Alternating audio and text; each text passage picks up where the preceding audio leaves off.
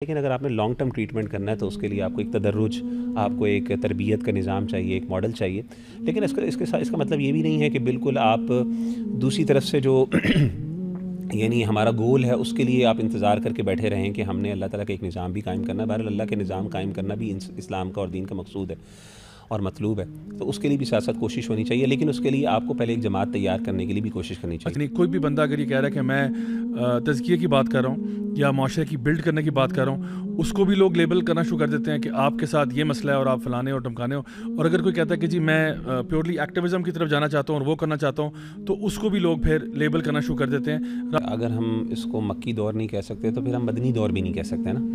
یعنی مدنی دور میں مسلمانوں کو جو اللہ تعالیٰ نے ایک عروج دیا اور ایک طاقت تھی ان کے پاس، تو اگر کوئی بندہ اگر اس کو مکی دور ماننے کے لیے تیار نہیں تو مدنی دور میں کو بھی تو ماننے کے لیے تیار نہیں ہے نا. There are complex questions that have complex answers, not necessarily simple binary black and white answers.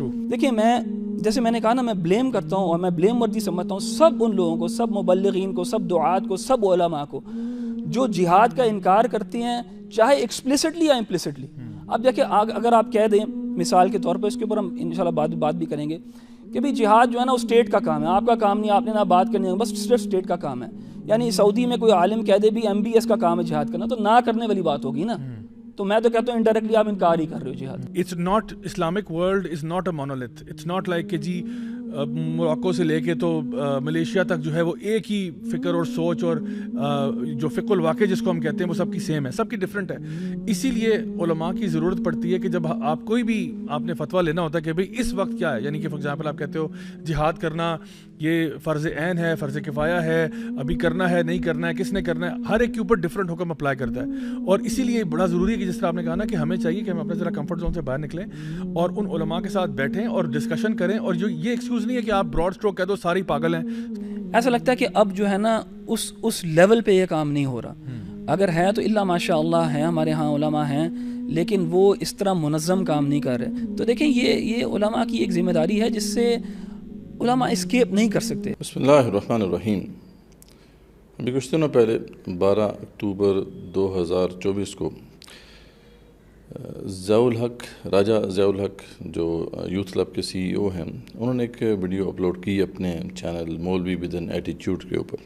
یہ ان کا پوڈ کاسٹ ہے، 3rd سیزن شروع ہوا ہے ان کا، اور اس کا پہلا ایپیسوڈ تھا، اور جو اس کا ٹائٹل تھا وہ تھا نظام، سیاست یا جہاد. ٹھیک ہے، نظام، سیاست اور جہاد.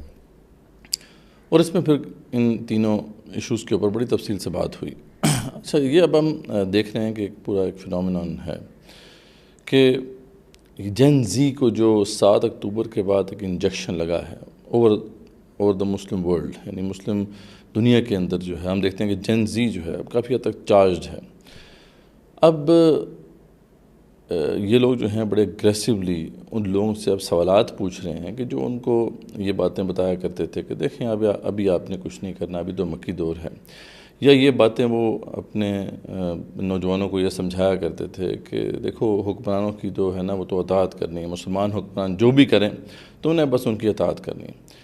یا اس طرح کی اور بھی جو باتیں ان کو وہ بتایا کرتے تھے. اب وہ یہ ان باتوں کو سننے کو تیار نہیں ہیں. وہ بڑی اگریسولی ان سے یہ سوال کر رہے ہیں کہ بھائی آخر کب تک مکی دور چلے گا؟ آخر یہ جو حکمران جو اس وقت ویسٹرن پپٹس ہمارے اوپر مسلط ہیں، کب تک ہم ان کی اطاعت کرتے رہیں گے؟ یعنی اس وقت مسلم کنٹریز کا جو حال ہے وہ ہمارے سامنے ہے. اس وقت مستقبل جو ہے وہ بالکل بلیک نظر آ رہا ہے. کچھ جو ہے پتہ نہیں چل رہا کہ آگے کیا ہوگا ہمارے ساتھ. ان برے حالات کے اندر بھی یہ جو باتیں ہیں، یا ایک طرح سے ہم کہیں گے لوریاں ہیں، یہ اب وہ سننے کو تیار نہیں ہیں. ٹھیک ہے، اور اس میں یقین پاکستان کے ہم جب کانٹیکس میں بات کرتے ہیں تو اس میں ساحل ادیم بھائی جو ہیں ان کا ایک بڑا رول ہے اس والے سے کہ انہوں نے بھی کنیکٹ کیا ہے جین زی کے ساتھ، اور ان کی طرف سے بھی کچھ انجیکشنز جو ہیں جین زی کو لگے ہیں، اور وہ بھی اب اس وجہ سے جو ہے چارجڈ ہیں، اور کافی اگریسولی جو ہے ان کو وہ لوگ جو کہ یوتھ میں کام کر رہے ہیں ان کو اب پریشر محسوس ہو رہا ہے اس کا، کیونکہ یوتھ کلب بھی جین زی کے ساتھ کنیکٹ کرتے ہیں، تو اس لیے ان کو یہ اب ہیٹ جو ہے وہ فیل ہو رہی ہے. تو یہ ڈسکشن تبھی ہو رہی ہے، ورنہ عام طور پہ یہ ڈسکشن جو ہے ان کے ہاں نہیں ہوتی تھی.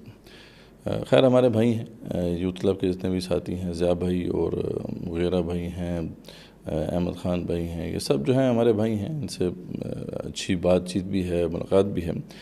لیکن ہمیں یہ بات واضح کرنی ہے کہ دیکھیں اب اس وقت جو سچویشن ہے ہماری، ہم یہ افورڈ نہیں کر سکتے کہ اب ہم مزید اپنے نوجوانوں کو کنفیوز کریں، کیونکہ اس وقت پاکستان کا بھی حال آپ کے سامنے ہے. پاکستان کی جو حالت ہے کہ اس وقت اکنامکلی ہم کتنی بری حالت میں پہنچ چکے ہیں، اور اس کی سب سے بڑی وجہ یہ ہے کہ ہمارے اوپر جو یہ ایلیٹ ہے، اشرافیہ ہے، یہ ویسٹرن ایجنڈے پہ کام کرتی ہے، یا تو اپنے مفادات کے لیے کام کرتی ہے یا ویسٹرن ایجنڈے پہ کام کرتی ہے، اور اس کو یہاں کے عوام کی فلاح و بہبود کا کوئی احساس نہیں ہے.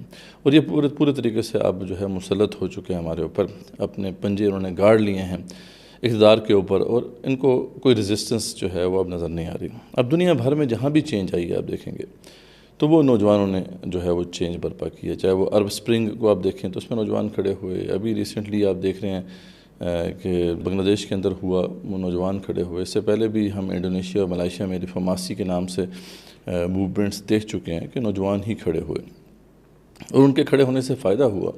ان کی جو نیشنز ہیں وہ ان کی جو ٹریجیکٹری جا رہی تھی اس میں تبدیلی آئی، اور آج آپ دیکھتے ہیں کہ انڈونیشیا بھی ایک اکنامکلی بہتر حالت پہ ہے، ملائیشیا کے اندر بھی بڑی تبدیلیاں آئی ہیں. یہ جو انور ابراہیم اس وقت وہاں کے پرائم منسٹر ہیں، یہ اس کے روح رواں تھے 90s کے اندر. 98 میں ریفارماسی جو موومنٹ شروع ہوئی تھی، یہ اس کے موومنٹ کے سینٹرل فگر تھے. تو ان لوگوں نے بڑی سٹرگل کی ہے، کوشش کی ہے، اور آپ اپنی قوموں کو کسی حد تک ایک ٹریک پہ لانے میں وہ کامیاب ہوئے ہیں. اب مسئلہ ہمارے ہاں یہ ہے کہ پاکستان کے اندر بھی یہ پوٹینشیل تو بہت زیادہ ہے. 65% ہمارا یوتھ ہے. اگر یہ یوتھ صحیح معنوں میں کھڑا ہو جائے اور سینسبلی کھڑا ہو جائے تو یہ بعید نہیں ہے کہ وہ پاکستان کے مستقبل کو تبدیل کر سکتے ہیں. لیکن وہ کیسے کریں کہ اس طرح کے خیالات جو کہ اس پوڈ کاسٹ میں جن کا اظہار ہوا وہ معاشرے میں بہت زیادہ پھیلے ہوئے ہیں. اتنی کنفیوژن ہے کہ اب کوئی بندہ بھی جو ہے اگر کھڑا ہونا چاہتا ہے تو اس کو اچھی خاصی ایفرٹ کرنی پڑتی ہے پہلے حقیقت تک پہنچنے میں. تو یہ بہت بڑا مسئلہ ہے، اس کو ہمیں ذرا ایڈریس کرنا ہوگا. تو سب سے پہلے ہم دیکھتے ہیں جو ڈسکشن جو ہے اس کے دو حصے ہیں. جو اس ڈسکشن جو بھی سنے گا اس پوڈ کاسٹ کو یا دیکھے گا تو دیکھے گا کہ اس میں ایک بڑی واضح کنفیوژن نظر آ رہی ہے. ٹھیک ہے، اور وہ کنفیوژن جو ہے اس وجہ سے ہوتی ہے، جہاں پہ بھی آپ ان موضوعات کے اوپر ڈسکشن سنیں گے تو وہ اصل میں جو اس میں کنفیوژن ہے وہ اسی وجہ سے ہوگی جو میں ابھی آپ کو بتانے لگا ہوں. کہ ایک ہوتا ہے اصول، یعنی ایک ہوتے ہیں پرنسپلز، اصول کے وہ کیا ہیں. پہلے ہم ان کو ذرا سیپریٹلی ڈسکس کر لیں اور سیٹل کر لیں، تو پھر اس کے بعد ہم فقہ الواقعہ جس کا ذکر یہاں پہ ہوا اس ڈسکشن میں بھی، کہ پھر ہم آتے ہیں جو ہے امپلیمنٹیشن کے حوالے سے کہ یار ان اصولوں کو جب ہم نے سمجھ لیا، جب پرنسپلز کو ہم نے اچھی طریقے سے گریسپ کر لیا، تو اب آگے ان کی امپلیمنٹیشن کی باری آ رہی ہے. تو امپلیمنٹیشن ہمیشہ ایک کمپلیکس میٹر ہوتا ہے. جیسے اس میں بار بار جو ہے ڈسکشن میں احمد خان بھائی نے بھی بات کی اور راجہ ضیاء الحق نے بھی بات کی کہ یہ کمپلیکس ایشوز ہیں. ڈیفینیٹلی جب بھی آپ کسی بھی نظریے کو کسی ٹائم سپیس کے اوپر امپلیمنٹ کرنے کی کوشش کریں گے تو ڈیفینیٹلی وہاں پہ کمپلیکسٹیز آئیں گی. ٹھیک ہے، تو اب ہوتا یہ ہے عام طور پر ڈسکشنز کے اندر کہ جو اصولی ڈسکشن ہے اور جو واقعاتی ڈسکشن ہے وہ مکس کر دی جاتی ہے، یا پریکٹیکل امپلیمنٹیشن کے جو پہلو ہیں ان کو، اور وہ جو پیورلی جو ہے جو اصولوں کی ڈسکشن ہے ان کو مکس کر دیا جاتا ہے، جس کی وجہ سے پھر جو کنفیوژن جو ہے وہ کلیئر نہیں ہو پاتی. تو پہلے ہم اصولی ڈسکشن پہلے کرتے ہیں کہ پرنسپلز ہیں کیا، اس میں کیا کنفیوژن تو نہیں ہے، اور ہم دیکھ رہے ہیں کہ اسی میں کنفیوژن ہے. باقی پریکٹیکل امپلیمنٹیشن کی جب طرف ہم جائیں گے تو اس میں تو لامحالہ کنفیوژنز آنی ہی آنی ہیں. تو پہلے ذرا اس مسئلے کو سیٹل کر لینا کہ ہمیں اس وقت مسلم کنٹریز کے اندر سچویشن ہے کہ ہمارے اوپر جو یہ ویسٹرن پپٹس مسلط کر دیے گئے ہیں، یا ہمارے اوپر جو ہے ایسے لوگ مسلط ہیں، ایسی اشرافیہ مسلط ہے کہ جس کو عوام کی فلاح و بہبود سے کوئی لینا دینا نہیں ہے. تو اب ان کے ساتھ ہم کیا کریں؟ کیا ہم نے ان کے خلاف جہاد کرنا ہے یا نہیں کرنا؟ ٹھیک ہے، اور جہاد کا کانسیپٹ کیا ہے؟ تو پہلے تو اس مسئلے کو ہی ہم ابھی تک سیٹل نہیں کر پائے نا، اور اس ڈسکشن میں بھی آپ کو یہ کنفیوژن بڑے واضح نظر آتی ہے کہ جب یہ بات ہو رہی ہے کہ یار جہاد ہمیں کرنا چاہیے نہیں کرنا چاہیے، تو جہاد اور قتال کی جو بات ہو رہی ہے وہ اسی کانٹیکسٹ میں ہو رہی ہے کہ یہ ریاست کی ذمہ داری ہے. اب یہ پتہ نہیں کیوں یہ بات سمجھ نہیں آ رہی، بڑی کامن سینس کی بات ہے کہ یار اگر تو مسلمانوں کی کوئی ریاست موجود ہے، اگر واقعی کوئی اسلامی ریاست موجود ہے اور اس کے حکمران جو ہیں وہ صحیح معنوں میں اسلام کو نافذ کر رہے ہیں، تو پھر یہ ذمہ داری مسلمان حکمرانوں کی ہوتی ہے کہ وہ آگے اگر ریکوائرمنٹ ہوتی ہے جس ٹیریٹری میں وہ حاکم ہیں اس میں تو ظاہری بات ہے وہ اللہ کے حکم کو نافذ کر ہی رہے ہیں۔ ہاں، اس کے علاوہ دنیا میں کہیں پہ بھی اگر اسلام کے نفاذ کی ضرورت پڑتی ہے یا مسلمانوں کے اوپر اگر ظلم ہو رہا ہے اس کو دفع کرنے کی اگر ضرورت پڑتی ہے، تو پھر مسلمان حکمرانوں کا ہی یہ ڈیسیژن ہوتا ہے کہ ان کے خلاف پھر جہاد کریں، یا پھر اسلامک امپائر کی جو باؤنڈریز ہیں ان کو ایکسپینڈ کرنے کے لیے جہاد کرنا ہے، تو یہ بھی مسلمان حکمرانوں کی ذمہ داری بنتی ہے۔ یہ تو اس وقت ڈسکشن صحیح بنتی ہے نا جب مسلمانوں کی کوئی صحیح معنوں میں اسلامی ریاست موجود ہو اور اس کے اوپر جو حکمران بیٹھے ہوں وہ اسلام کو نافذ کر رہے ہوں، تو پھر یہ ڈسکشن بنتی ہے۔ سقوط خلافت کے بعد خاص طور پر ہمارے پاس تو ایسی حکومت ہے ہی نہیں، تو یہ کہنا کہ جی اب یہ جو مسلمان حکمران ہیں یہ جہاد کریں گے، اچھا یہ بات بیچ میں جو ہے ایک جگہ پر ڈسکشن میں آئی جب احمد خان بھائی نے جو ہے اس میں بات کی کہ یعنی یہ بات کہنا کہ یار مسلمان حکمران جو ہے نا یہ جہادی کال دیں گے، اور انہوں نے بڑی واضح ایک ایگزامپل دی کہ اگر جو سعودی عرب میں بیٹھے لوگ ہیں وہ یہ اگر لوگوں کو درس دیتے رہیں کہ جی محمد بن سلمان جو ہے وہ جہاد کی کال دے گا، تو یہ تو نہ کرنے والی بات ہوئی۔ یہ بات انہوں نے کہی، اور واقعی آپ نظر بھی آ رہا ہے آپ کو کہ احمد خان بھائی کے نظریات جو ہیں کچھ نہ کچھ جو ہے وہ ٹکرا رہے ہیں باقی جو یوتھ کلب کے جو پرانے ممبرز ہیں۔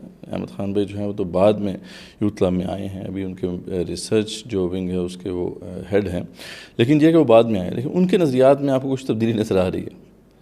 یہ بات بالکل درست ہے، بھائی مسلمانوں کے جو حکمران پہلے تو ہیں ہی نہیں، یہ تو نہ تو اسلام کو ریپرزینٹ کر رہے ہیں نہ مسلمانوں کو ریپرزینٹ کر رہے ہیں، یہ تو ویسٹرن جو بھی مفادات ہیں ان کو ان کو انشور کرتے ہیں کہ ان کو یہ مفادات ملتے رہیں اور اپنے مفادات ان کو عزیز ہیں، تو ان کو آپ ان کے بارے میں یہ ڈسکشن کرنا کہ یار یہ مسلمانوں کے حکمران جو ہے نا وہ کال دیں گے، تو یہ تو ایک یعنی بس وہ ڈسکشن کو خام میں جو ہے الجھانے والی بات ہے۔ اصل بات یہ ہے کہ اس وقت تو مسلمانوں کی ریاست موجود نہیں ہے، ایسے حکمران موجود نہیں ہیں جو اسلام کو نافذ کر رہے ہوں، تو ابھی جہاد و قتال فی سبیل اللہ کا مطلب کیا ہوگا، یہ ہے جو اصولی بات ہے جس کو سمجھنا ہے۔ تو دیکھیں اس بات کو قرآن مجید میں واضح کر دیا گیا ہے، ٹھیک ہے، اللہ تعالیٰ نے کہیں پہ یہ بات نہیں بتائی کہ جو مسلمان حکمران اگر اوپر تمہارے آ جائیں تو ان کے خلاف جہاد نہیں ہو سکتا۔ اللہ تعالیٰ نے بتا دیا ہے سورہ انفال کے اندر کہ وَقَاتِلُوهُمْ حَتَّى لَا تَكُونَ فِتْنَةٌ وَيَكُونَ الدِّينُ كُلُّهُ لِلَّهِ، ان سے قتال کرو یہاں تک کہ فتنہ ختم ہو جائے اور دین کل کا کل اللہ کے لیے ہو جائے، یعنی جہاں پہ بھی دین اللہ کے لیے نہیں ہے، کل اللہ کے لیے نہیں ہے، یعنی کل کا کل دین نافذ نہیں ہے کسی جگہ پر، تو وہاں پر جو ہے آپ قتال آپ کو کر رہے ہیں، چاہے سامنے جو ہے کلمہ گو مسلمان ہو یا چاہے کوئی کافر ہو۔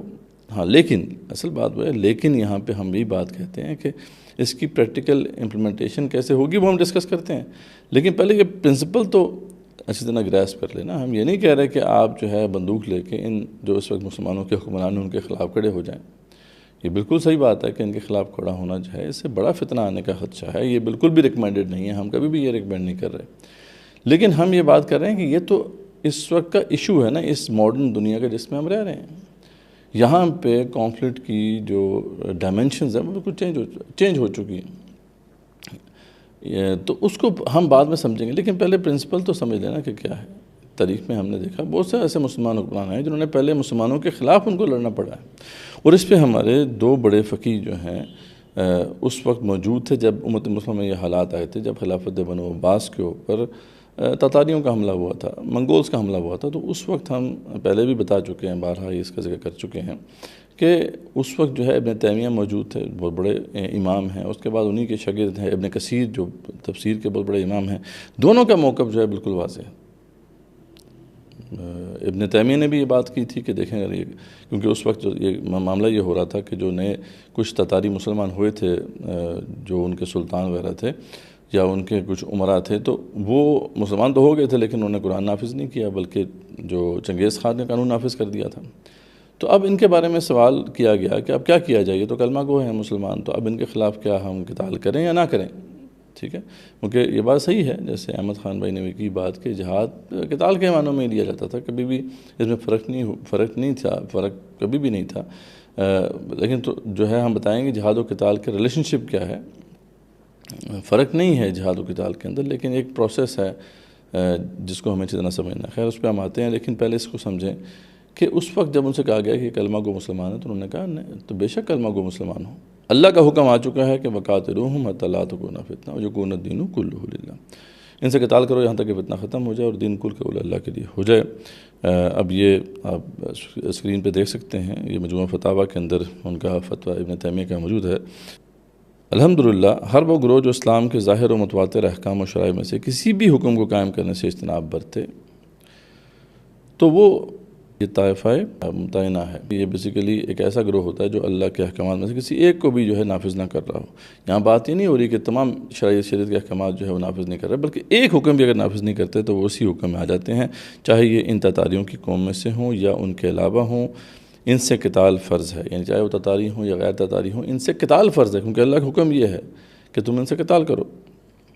اب آگے دیکھیں وہ کیا کہتے ہیں، تاکہ اسلام کے قوانین و شرائع کی پابندی نہ کرنے لگیں، اگرچہ وہ اس کے ساتھ ساتھ شہادتوں کے اقراری ہی کیوں نہ ہوں، یعنی جب تک کہ وہ قوانین پر پوری طرح پابندی نہیں کرتے اسی حکم میں ہے، چاہے وہ کلمہ گو ہی کیوں نہ ہوں یا حتیٰ کہ بعض دیگر احکامات کے پابند بھی کیوں نہ ہوں، یعنی باقی احکامات کو وہ نافذ بھی کر رہے ہوں تب بھی ان کے خلاف قتال جو ہے وہ کیا جائے گا، جیسا کہ سیدنا ابوبکر صدیق رضی اللہ عنہ اور دوسرے صحابہ کرام رضوان اللہ تعالیٰ علیہم نے مانعین زکوٰۃ سے قتال کیا تھا۔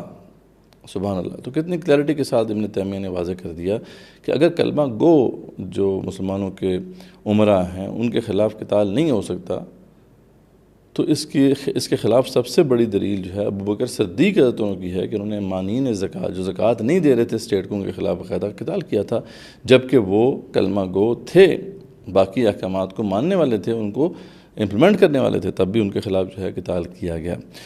بس معلوم ہوا کہ جب تک اسلام کے احکامات کی عملاً پابندی نہ ہو جائے اس وقت تک اسلام کو خالی اپنا لینے سے قتال ساقط نہیں ہو جاتا، اس لیے جب تک دین سارے کا سارا ایک اللہ وحدہ لا شریک کے لیے نہ ہو جائے اور جب تک فتنہ ختم نہ ہو جائے قتال واجب ہے۔ اب کتنی کلیئرٹی کے ساتھ ابن تیمیہ نے اس آیت کی تشریح ہمارے سامنے رکھ دی۔ اس طریقے سے ابن کثیر کا بھی زمانہ تھا، وہی ابن کثیر جو ہے ابن تیمیہ کے شاگردوں میں سے ہیں، جب ان کے سامنے بھی یہ مسئلہ آیا تو انہوں نے یہی اس کی تشریح کی۔ ابن کثیر یا تفسیر ابن کثیر کو آپ پڑھ سکتے ہیں، سورہ مائدہ آیت نمبر 50، جس کے اندر اللہ تعالیٰ یہ کہتے ہیں کہ حکم الجاہلیہ یا بغون، کہ آپ یہ جاہلیت کا حکم چاہتے ہیں، تو اس پر ابن کثیر کیا فرماتے ہیں آپ یہ دیکھیے، اسکرین پر آپ کو نظر آ رہا ہوگا۔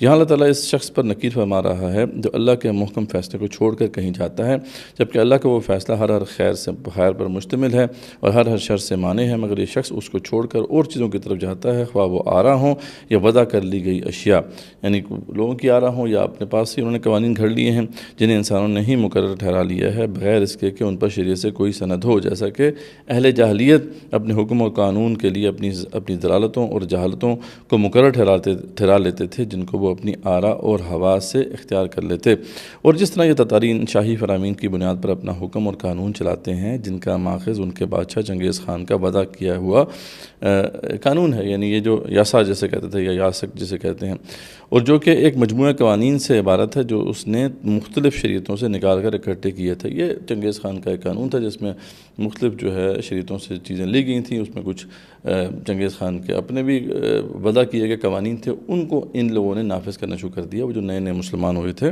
تاتاری، تو یہودیت سے بھی، کچھ نصرانیت سے بھی اور شریعت اسلامیہ سے بھی، جبکہ اس میں بہت سے قوانین ایسے ہیں جو اس نے خود اپنی ہی فکر اور ہوائے نفس سے ماخوذ کر رکھے تھے، اور یوں یہ یاسک یا یسا ہی آگے اس کی اولاد میں ایک دستور بن چکا ہے جس کی باقاعدہ پیروی ہوتی ہے اور جس کو وہ کتاب اللہ اور سنت رسول صلی اللہ علیہ وسلم کو لاگو کرنے پر مقدم رکھتے ہیں۔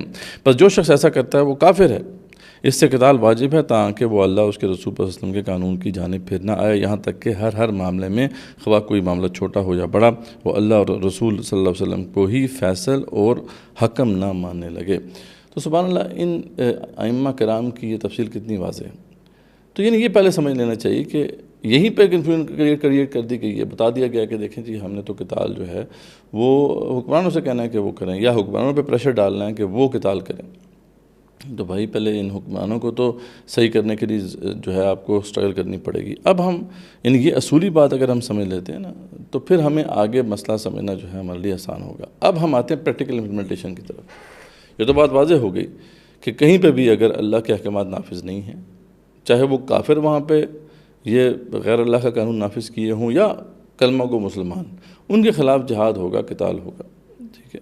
لیکن ہم کیوں کہتے ہیں کہ قتال جو جس طرح کا تصور قتال کا رہا ہے تاریخ انسانی میں کہ آپ نے بندوق پکڑنی ہے، تلوار پکڑنی ہے، ان کے خلاف جو ہے اسٹرگل کرنی ہے، تو ویسا آپ نے جہاد و قتال نہیں کرنا۔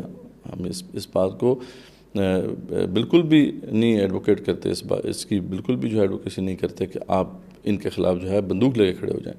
اب یہ کیوں، وہ اس سے اگلا مسئلہ ہے، وہ فقہ الواقع سے متعلق ہے، وہ آج کے دور سے متعلق ہے، آج کے جو حقائق ہیں ان کو ہم نے مد نظر رکھنا ہے۔ یہ وہی ٹائم اور سپیس سے متعلق ہے یہ ساری باتیں، تو ہم ڈسکشن میں آتے ہیں۔ لیکن پہلے تو اسی میں کنفیوژن ہے، ٹھیک ہے۔ ان میں سے جو بھی ڈسکشن آپ نے سنی ہوگی، ان میں سے کسی نے بھی یہ بات نہیں کہی کہ یار مسلمان حکمران جو ہیں وہ اگر اللہ کے احکامات نافذ نہیں کر رہے تو ان کے خلاف بھی اسٹرگل ہونی چاہیے، ان کے خلاف بھی جو ہے کوشش ہونی چاہیے۔ تو ایک تو یہ بات۔ دوسری، اب پریکٹیکل امپلیمنٹیشن کا جو جہاں تک مسئلہ ہے تو اس میں ڈیفینیٹلی کنفیوژن ہے، اس کے اندر جو ہے کمپلیکسٹی ہے، اور اس کو آپ کو ایڈریس کرنا ہوگا۔ اور اس والے سے ہم پہلے بھی بات کرتے آئے ہیں کہ کوئی کلیئر روڈ میپ ہونا چاہیے۔ جو بھی کہہ رہے ہیں کہ ہم نے اس کے لیے کام کرنا ہے، تو ہر بندہ جو ہے اپنے پاس سے ایک بات پیش کرتا ہے۔ کوئی کہتا ہے جی ہم بس لوگوں کا تزکیہ کر رہے ہیں، جیسے بعد میں ضیاء بھائی نے بھی اس کی وضاحت کی کہ ہمارا کام تو یہ ہے کہ لوگوں کے ایمان کو درست کریں، ان کو کمپیٹنٹ مسلم بنائیں، ہم تو یہ بنیادی کام کر رہے ہیں، ٹھیک ہے۔ اچھا، اب یہ جو آپ اس طرح کی جو سوچ ہے کہ ہم تو یہ بنیادی کام کر رہے ہیں، یا ہم تو صرف لوگوں کو دعوت دے رہے ہیں، لوگوں کی اصلاح کر رہے ہیں، ہم تو یہی کر رہے ہیں، ٹھیک ہے، بلکہ ہم جو باقی کام کر رہے ہیں ان کو غلط نہیں سمجھتے، تو یہ کوئی ایسی بات نہیں ہے، ایک ایسا روڈ میپ نہیں ہے جو کلیئر ہو۔ بھئی اصل بات یہ ہے کہ آپ نے ان حکمرانوں سے استطاعت چھیننی ہے، ان حکمرانوں سے حکومت چھیننی ہے۔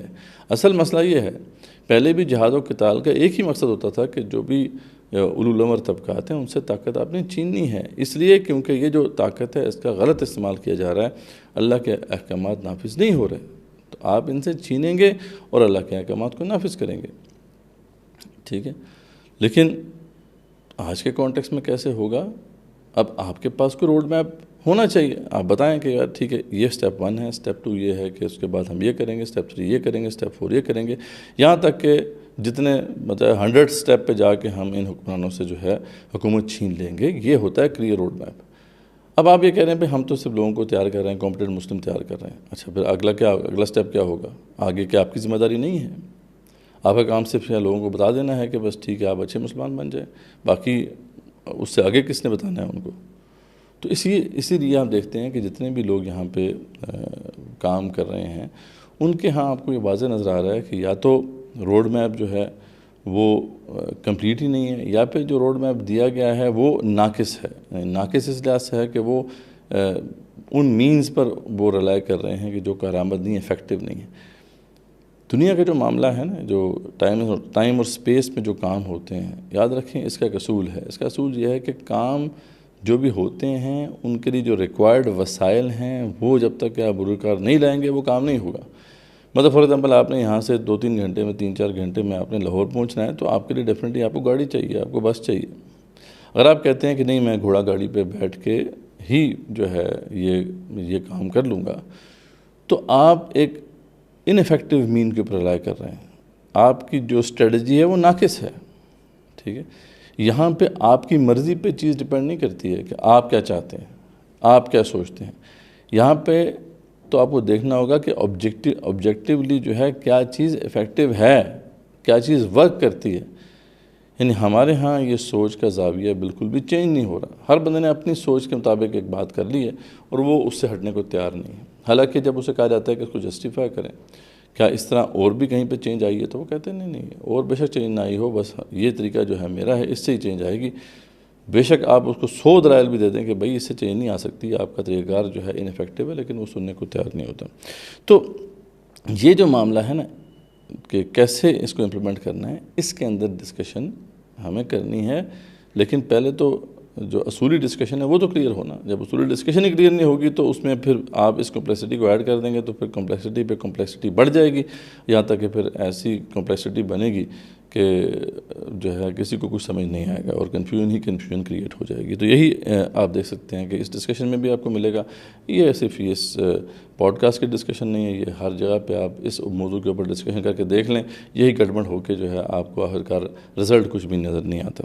تو ہم جو ہے اب پریکٹیکل امپلیمنٹیشن کے حوالے سے جو چیزیں ہیں ان کو تھوڑا سا ایڈریس کرتے ہیں کہ دیکھیں اس وقت مڈ 20th سینچری سے پہلے کا جو زمانہ ہے نا, اس میں کانفلکٹ کا یا لڑائی کا طریقہ وہ ایک ہی تھا, وہ سب کو پتہ تھا. اس کے لیے اس کو سمجھنا کوئی راکٹ سائنس نہیں تھا. پتہ تھا کہ یار میدان جنگ میں اترنا ہے, دونوں فوجیں اتریں گی, جس نے میدان مار لیا اس نے مار لیا. ہتھیاروں کا استعمال ہوتا تھا. ایون مڈ 20th سینچری تک ایون جو فرسٹ اور سیکنڈ ورلڈ وارز لڑی گئیں اس کے اندر بھی آرمیز اتری ہیں باقاعدہ میدان جنگ میں اور لڑائیاں ہوئی ہیں. اب مڈ 20th سینچری کے بعد کیا ہوا, اس کے بعد سچویشن چینج ہو گئی. اس میں جو نیشن سٹیٹس ہیں یا ماڈرن سٹیٹس ہیں وہ اتنی اسٹرانگ ہو گئیں کہ ان کے پاس ایسے ایسے وسائل آ گئے کہ اب میدان جنگ میں اترنا ممکن نہیں ہے. یعنی میزائل ٹیکنالوجی آ گئی, ایئر فورس آ گئی, پھر اب نیوکلیر جو ہے بومز ان کو انسانوں نے ایجاد کر لیا. تو اب اس کے بعد جو ہے اب کانسیپٹ آف کولڈ وار ہے. یعنی دو اگر بڑی نیشنز بھی ہیں, جو ایسی قومیں جن کے پاس اتھارٹی ہے, وہ بھی جب آپس میں لڑتے ہیں تو وہ کولڈ وار کی شکل میں لڑتے ہیں. وہ پراکسیز کے ذریعے سے لڑا جاتا ہے. اور طریقے ہیں, آپ کو پتہ ہے کہ یہ ماڈرن وارفیئر بالکل ڈفرینٹ ہے اس سے جو کہ کنونشنل وارفیئر پہلے ہوا کرتا تھا. اس طریقے سے جو ریولوشنری اسٹرگل ہے, یعنی اگر عوام جو ہے کھڑے ہوتے ہیں, نہتے عوام کھڑے ہوتے ہیں اسٹیٹ کے خلاف یا حاکم کے خلاف, تو پہلے تو یہ اصول تھا کہ وہ بھی ایک آرمی بناتے تھے اور وہ بادشاہ کی جو فوجوں سے ٹکرا جاتے تھے. آپ دیکھ لیں کہ ریسنٹ ٹائمز میں یعنی جو ماڈرن جو ایرا ہے اس کے اندر امریکن ریولوشن آئی, تو پھر اس میں بھی لوگ کھڑے ہوئے, باقاعدہ جو ہے عوام کھڑے ہوئے, بندوق لے کے کھڑے ہوئے, اور برٹش جو اتھارٹیز تھیں ان کے خلاف انہوں نے فائٹ کی, اور اس طرح جو ہے وہاں پہ ایک چینج آیا. فرانس کے اندر بھی عوام کھڑے ہوئے اور جو بادشاہ کی فوجوں کے ساتھ ان کی لڑائی ہوئی. بعد میں بھی ہم دیکھتے ہیں کہ جو ریڈ ریولوشنز آئی ہیں ان کے اندر باقاعدہ ریڈ آرمیز لڑی ہیں نا, جو بھی ایمپررز تھے یا بادشاہ تھے ان کی فوجوں کے ساتھ. تو یہاں لیکن اب سینیریو چینج ہو چکا ہے. اب جو ہے آپ میدان جنگ تو سجتا ہی نہیں ہے, تو کہاں سے آپ میدان میں اتریں گے. تو یہاں سچویشن چینج ہو گئی. اس لیے جب سچویشن چینج ہو گئی تو پھر آپ کو یہ نہیں دیکھنا کہ اپنی مرضی سے جو بھی پھر جو ہے سوچ اپنا لیں. آپ دیکھیں گے آبجیکٹیولی کہ کون سا الٹرنیٹ میتھڈ جو ہے انسانوں نے ایجاد کیا. تو اس حوالے سے آپ دیکھتے ہیں کہ دو میتھڈز جو ہیں ایجاد ہوئے.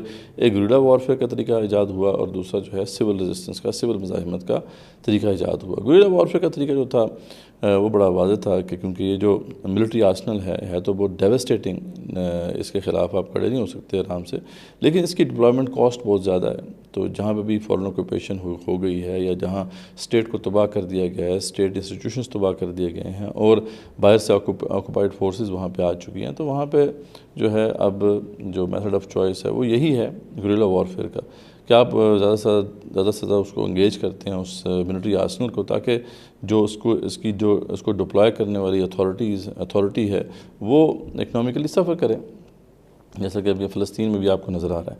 تو یہ وہاں پہ ہے. لیکن جہاں پہ ابھی اسٹیٹ انسٹیٹیوشن موجود ہیں, اسٹرانگ اسٹیٹس ہیں, وہاں پہ سول مزاحمت کا طریقہ جو ہے وہ انسانوں نے ایجاد کیا اور اس کو پھر مختلف کاموں کے لیے استعمال کیا جاتا رہا. رائٹس موومنٹس جو ہیں وہ اس بیس پہ کھڑی ہوئیں. ایون کہ ایرانین ریولوشن جو تھی وہ اس بنیاد پر برپا ہوئی. اس کے علاوہ کلر ریولوشنز جو آئیں جو یہ بالکان اسٹیٹس کے اندر, وہ بھی اسی بنیاد پر آئیں. تو اس کی جو ڈائنامکس ہیں اس کو اب ہمیں سمجھنا ہے, کیونکہ وہ افیکٹو ہے, اس سے رزلٹ بھی آتا ہے. ابھی آپ نے بنگلہ دیش میں بھی دیکھا کہ انہوں نے سول مزاحمت کے ذریعے سے ہی جو ہے شیخ حسینہ واجد جو تھیں ان کی جو ڈکٹیٹرشپ تھی اس کو گرایا. تو اب ہمارے سامنے جو ہے افیکٹو میتھڈز ہیں, ان کو اسٹڈی کرنا پڑے گا, ان کو صحیح طرح سمجھ کر جو ہے پھر ڈپلوائے کرنا پڑے گا. لیکن جب ہم پریکٹیکل امپلیمنٹیشن کی بات آتی ہیں تو سب یہ بات تو کر دیتے ہیں, جیسے آپ نے اس ڈسکشن میں بھی دیکھا کہ بڑی کمپلیکسٹی ہے جی, بہت کمپلیکس ہے جی. یعنی بیسیکلی یہ اتنا کمپلیکس ہے ہم نہیں سمجھ سکتے, ٹھیک ہے.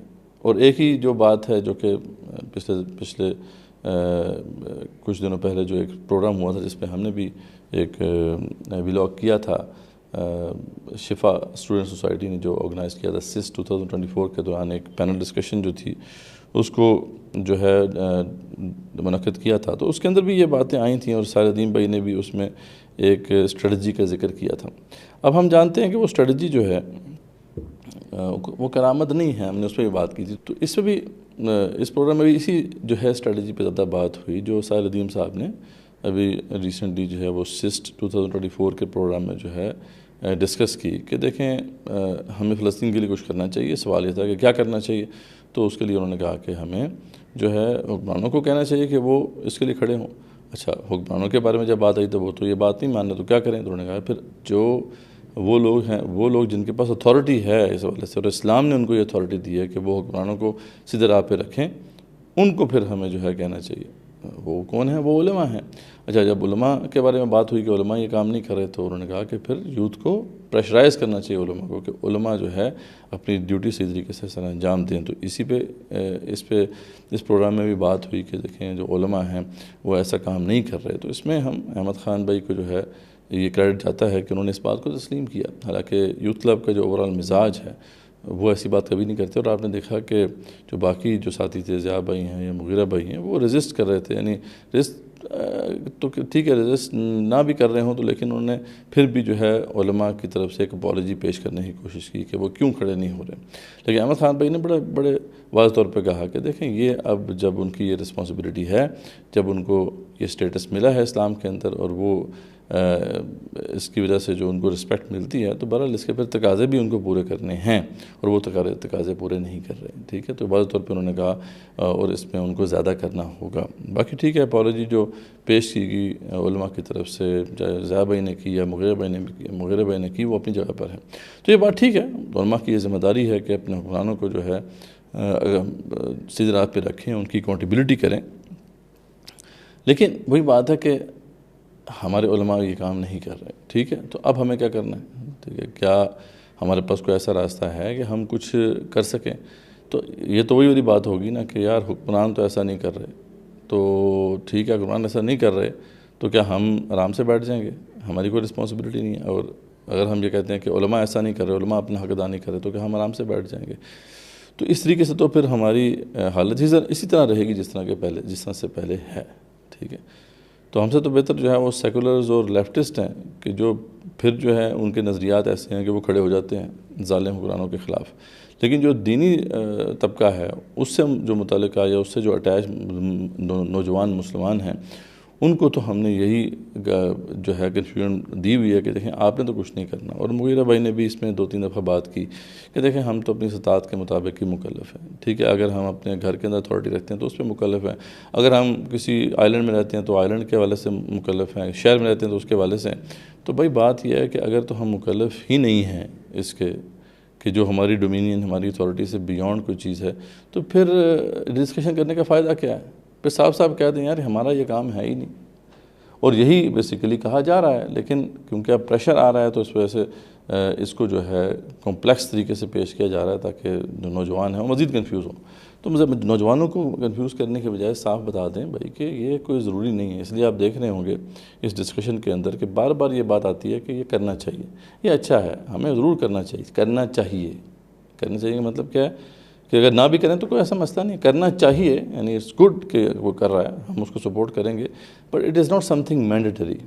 اور یہ بات ساحر ندیم صاحب نے لاسٹ جو پینل ڈسکشن جس کی ہم بات کر رہے تھے اس میں بھی کی کہ جب آپ اس کو لازمی چیز ہی قرار نہیں دے رہے اور اس پہ کوئی اکاؤنٹیبل ہی نہیں ہے, ٹھیک ہے, تو اس کے اندر کیا جذبہ پیدا ہوگا؟ کیونکہ یہ کام جو ہے اس کے لیے تو وہ جذبہ چاہیے کہ سب کچھ قربان کرنے کا جذبہ چاہیے. ایک کوئی آخر کیوں قربان کرنے کے لیے اپنا سب کچھ کو تیار ہو جائے گا جبکہ یہ ضروری نہیں ہے دین کے اندر. جب دین کے اندر ہم نے صرف جو ہے اپنی اصلاح کرنی ہے اور اپنے جو بھی ایریا آف انفلوئنس ہے اس تک ہم جو ہے کام کر سکتے ہیں, اس کے بیونڈ تو ہماری ذمہ داری نہیں ہے. تو جہاد کا کانسیپٹ تو ہے ہی ہے کہ جہاں آپ کا انفلوئنس نہیں ہے وہاں پہ بھی آپ نے انفلوئنس کریٹ کرنا ہے. اسی لیے تو کانسیپٹ آف جہاد ہمیں دیا گیا ہے. تو یہ جو ڈسکشن تھی اس میں یہ وہ فلاز ہیں جس کی وجہ سے وہ کنفیوژن پیدا ہو رہی ہے, جس کی وجہ سے نوجوان جو ہیں وہ کنفیوزڈ ہیں. ہم اپنے نوجوانوں کو کنفیوز ہی رکھیں گے اور رکھتے آئے ہیں, اب آئندہ بھی اگر کنفیوز ہی رکھیں گے تو پھر یہ ہے کہ ٹھیک ہے کوئی اپرائزنگ نہیں ہوگی. اور جو اس وقت سیٹ اپ موجود ہے ہمارے اوپر مسلط ہے وہ اسی طریقے سے مسلط رہے گا. وہ لوگ جو ہیں اس ملک کا بھی بڑا غرق کر رہے ہیں, کرتے رہیں گے یہاں تک کہ یہ ملک اپنے ہاتھوں سے جائے گا, اللہ نہ کرے. ٹھیک ہے, لیکن ہم انہی پیسوں میں پڑے رہیں گے یار کہ ابھی ہم نے بہرحال ہوش کے ناخن لینے ہیں، جذباتی نہیں ہونا، ہم نے کوئی ایسا سٹیپ نہیں لینا کہ جناب کوئی نقصان ہو جائے، کوئی جان ہاتھ سے چلی جائے. اور یعنی اس پہ ہم نے بات نہیں کرنی کہ یار اس کا بیسٹ پاسبل میتھڈ کیا ہونا چاہیے، اس کا روڈ میپ کیا ہونا چاہیے. اور ہم نے اپنے پروگرامز میں جو روڈ میپ دی ریوائول پیش کر رہا ہے اس کے بارے میں بات کی ہے، آپ وہ سن سکتے ہیں، اس کا ہم لنک بھی جو ہے ڈسکرپشن میں ڈال دیں گے. لیکن یہ ایشو کلیئر ہونا چاہیے. راجہ ضیاء الحق صاحب نے یہ بات ضرور کی کہ ہمیں ڈسکشن کرنی چاہیے، اس کے اوپر ایک کینڈیڈ ڈسکشن ہونی چاہیے، کھل کے ڈسکشن ہونی چاہیے، تاکہ ہم بیسٹ پاسبل جو میتھڈالوجی ہے یا فریم ورک ہے یا روڈ میپ ہے وہ تیار کر سکیں. تو ہم ان کی اس بات کا جو ہے خیر مقدم کرتے ہیں، اور ہم یہ ایکسپیکٹ کرتے ہیں کہ وہ اس پہ کوئی میٹنگ کال کریں گے. اگر نہیں کرتے تو انشاءاللہ ہم کال کریں گے، تاکہ جو ہے اس پر ڈسکس کر کے ہم کوئی اپنے نوجوانوں کو کلیئر پاتھ دے سکیں. کیونکہ اگر اس طریقے سے ہم اپنے نوجوانوں کو کنفیوز رکھیں گے تو پھر اس امت کا بھی جو ہے فیوچر ہے اس طریقے سے بلیک ہی رہے گا، اور اس پاکستانی قوم کا بھی فیوچر جو ہے وہ برا ہی نظر آ رہا ہے. اور آخر میں یہ بات میں واضح کر دوں کہ جو سمری ہے ابھی تک کی ڈسکشن کی جو میں نے آپ کے سامنے رکھی ہے، وہ یہ ہے کہ اصولی طور پر تو یہ بات بالکل واضح ہے کہ اگر مسلمانوں کے حکمران جو ہیں وہ اسلام کو پورے طریقے سے نافذ نہیں کرتے، ایک بھی حکم جو واضح حکم ہے جس میں کوئی شک نہیں ہے، نصوص قطعیہ سے جو ہے ثابت ہے، تو آپ اس کے خلاف قتال کریں گے، جہاد کریں گے. یہ اصولی بحث ہے. چاہے وہ کلمہ گو ہو، چاہے وہ مسلمان ہو، چاہے وہ دیگر احکامات کو نافذ بھی کر رہا ہو، یہ بات ہم نے اچھی طریقے سے دیکھ لی ہے. لیکن آج ہم پھر کیوں یہ کہتے ہیں کہ نہیں، آپ نے بندوق نہیں اٹھانی ان حکمرانوں کے خلاف جو اس وقت مسلم ورلڈ کے اندر جو ہے وہ اپوائنٹڈ ہیں یا مسلط ہو چکے ہیں. اس کی وجہ یہ ہے کہ یہ فیزیبل نہیں ہے. ہم نے بتایا کہ مڈ 20 سینچری کے بعد اب دنیا چینج ہو چکی ہے. یہاں پہ اب آرمڈ سٹرگل جو ہے اس طریقے سے ہوتی ہی نہیں ہے جس طریقے سے پہلے تاریخ میں ہوتی تھی. دوسری جو سیکنڈ ورلڈ وار تھی، اس کے بعد جو ہے ڈائنامکس چینج ہو چکی ہیں. میں نے بتایا کہ وار جو اس وقت دو بڑی قوموں کے درمیان ہوتی ہے، دو بڑی اتھارٹیز کے درمیان ہوتی ہے، وہ بھی چینج ہو چکی ہے، اس کی ڈائنامکس بھی چینج ہو چکی ہیں. تو ریولوشنری سٹرگل کی ڈائنامکس بھی چینج ہو چکی ہیں. اب اس میں جہاں پہ ایسی جگہیں ہیں جہاں فورن آکوپیشن ہے، جہاں پہ اسٹیٹ تباہ ہو چکی ہے، انسٹیٹیوشنز تباہ ہو چکے ہیں، جیسے ابھی فلسطین کا معاملہ ہے، یا اس سے پہلے افغانستان کا معاملہ تھا، یا صومالیہ ہو گیا، اور اس طرح کے دیگر جو چیچنیا کا جیسے معاملہ تھا. تو ایسی جگہوں پر تو اب گوریلا وارفیئر ہی ہوگی. گوریلا وارفیئر کا میں نے تھوڑا سا آپ کو بتا دیا کہ اس کی جو ہے اس کی فلسفہ کیا ہے، اس کے پیچھے فلسفی کیا ہے. لیکن جہاں پہ پاکستان جیسی ریاست ہے، جیسے مصر جیسی ریاست ہے، ترکی جیسی ریاست ہے، وہاں پہ انسٹیٹیوشن موجود ہیں، جیسے تیسے اسٹیٹ چل رہی ہے، وہاں پر اب آرمڈ ریزسٹنس کارآمد نہیں ہے، کاؤنٹر پروڈکٹیو ہے. اور یہ بات صحیح ہے جو مغیرہ بھائی نے بھی بات کی کہ جو اصول ہے شریعت کا وہ یہ ہے کہ آپ منکر کو ختم کرتے کرتے بڑا منکر جو ہے وہ نہیں اس کو لے کے آ سکتے. ہمیں پتہ ہے کہ اس وقت پاکستان جیسے ملک کے اندر اگر اپنی رجیم کے خلاف سٹرگل کی، آرمڈ سٹرگل کی، تو یہ نقصان دہ ہوگا، اور عین ممکن ہے کہ بڑا منکر آ جائے، یہاں پہ ہندوستان آ جائے، یا پھر جو ہے ویسٹرن نیشنز ڈائریکٹلی جو ہے یہاں پر آ جائیں، تو ہم یہ افورڈ نہیں کر سکتے. تو آج کے کانٹیکسٹ میں یہ بالکل بھی جائز نہیں ہے کہ ہم بندوق اٹھا کے ان حکمرانوں کے خلاف سٹرگل کریں. لیکن دیر از اندر وے، دیر از این آلٹرنیٹ جس پہ ہمیں بات کرنی ہے، اور وہ ہے سول ریزسٹنس، سول مزاحمت. اب سول مزاحمت کی ڈائنامکس کیا ہیں اس پہ تو اس ولاگ میں وقت نہیں ہے کہ میں آپ کے سامنے بات کروں. اس کے علاوہ اور جو ویڈیوز ہیں ہمارے چینل پر آپ اسے دیکھ سکتے ہیں. لیکن this is the best possible way for us. لیکن یہ بھی ایک پراپر طریقہ تصادم ہے، وے آف کانفلکٹ ہے.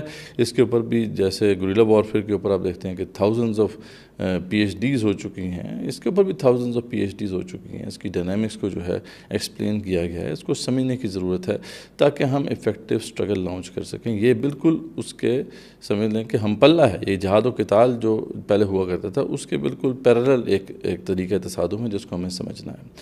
یہ سیفر طریقہ تصادم ہے، اس کے اندر آپ آرمز نہیں اٹھاتے ہیں، اس میں آپ پاپولیشن کو موبلائز کرتے ہیں اور اس کے ذریعے سے چینج برپا کرنے کی کوشش کرتے ہیں. یہی ایفیکٹو ہے، یہی بیسٹ راستہ ہے جو ہمارے پاس ہے. تو ہم یہ کہتے ہیں کہ اس طرف آگے بڑھنا چاہیے. لیکن پہلے یہی جب آپ نے لوگوں کو بتا دیا کہ یہ جو حکمران ہیں ان کے خلاف تو جہاد و قتال ہے ہی نہیں، اور جہاد و قتال تو ہوتا ہی بندوق سے ہے، جب اس طرح کی سوچ دیں گے تو ڈیفینیٹلی پھر تو نہ کرنے والی بات ہوئی نا. مطلب ہم نے تو پھر یہ کام نہیں کرنا، تو پھر یہ پتہ نہیں پھر کیسے ہوگا. تو اس لیے کلیئرٹی ہونا بہت ضروری ہے. انشاءاللہ اس پہ ہم مزید بات کرتے رہیں گے. یہ موضوع جو ہے بہت اہم ہے, ہم سمجھتے ہیں. اس میں جب تک کہ کنفیوژنس کو ہم دور نہیں کر دیتے, نہ تو اس پاکستان کی قوم کا کوئی بھلا ہو سکتا ہے, نہ ہی امت کا بھلا ہو سکتا ہے. ہم ان بحثوں میں پڑے رہیں گے تو پھر یہ امت جو اس زوال کا شکار ہے, مزید زوال اس کا گہرا ہوتا چلا جائے گا, اور پاکستان کا مستقبل جو ہے وہ تو برے سے برا تر ہمیں نظر آ رہا ہے. اللہ تعالی ہمارا حامی و ناصر ہو. آپ کو اگر یہ ویڈیوز پسند آ رہی ہیں, اس کو آپ دیکھتے ہیں, تو ضرور جو ہے ہمارے چینل کو سبسکرائب کیجئے, اور اپنے کمنٹس ضرور دیجئے. لاسٹ جو ویڈیو ہم نے کی تھی, لاسٹ ولاگ جو ہم نے کیا تھا, اس پہ آپ کے بڑے اچھے کمنٹس ہمیں ملے, آپ کو بہت پسند آیا. اس پہ بھی اپنے کمنٹس کیجئے, کویسچنس کیجئے, تاکہ ان کو ہم ایڈریس کر سکیں آنے والے ولاگس کے اندر, پروگرامز کے اندر. نیکسٹ ایپیسوڈ تک کے لیے اجازت. جزاکم اللہ خیر.